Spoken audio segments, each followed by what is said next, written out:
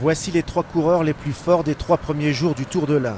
Sans surprise, il y a Pierre Rolland, le héros de l'Alpe d'Huez, David Moncoutier, le Lyonnais, 3 fois meilleur grimpeur de la Vuelta, et en embuscade, le Hollandais Wouter Poels, vainqueur l'an passé à Belay. Ils rejoignent et déposent le héros malheureux du jour. L'Estonien Rein Taaramäe a fait exploser la course dans les monts du Jura, mais il est victime de crampes dans la montée sur l'Elex. Il a d'ores et déjà perdu ce Tour de l'Ain, dont Wouter Poels porte désormais le maillot jaune, puisque c'est lui qui s'impose à l'Elex. Pierre Rolland est deuxième, à l'étape comme au général, et toujours possible vainqueur final. Je sais pas, on va faire au mieux, on va essayer et on verra ce que ça donne en haut. C'est qui? C'est Poels ou c'est Moncoutier le plus grand rival pour vous? Ah, les deux vont bien, et après il y en a encore qui sont pas très loin derrière, qui vont bien aussi. Mais... Moncoutier c'est quand même un sacré grimpeur, 3 fois meilleur grimpeur de la Vuelta, c'est pas anodin.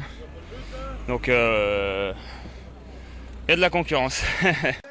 Parmi cette concurrence, dans un petit peloton qui termine à 24 secondes des 3 premiers, il y a notamment 4 coureurs du groupe chambérien AG2R La Mondiale.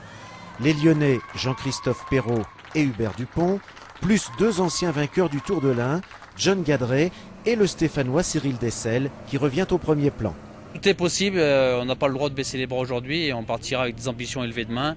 Et puis également pour Cyril Dessel, c'est une bonne chose aujourd'hui, il fait 7e de l'étape, ça va lui redonner le moral à la veille de partir à la Vuelta.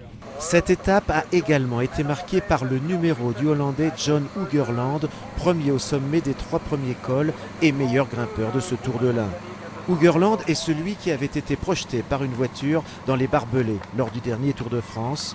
Lui aussi peut encore gagner ce Tour de l'Ain, tout comme 4 ou 5 autres coureurs, parmi lesquels le Haut-Savoyard Jérôme Coppel et l'amateur français Romain Bardet, futur pro chez AG2R et 4e de l'étape.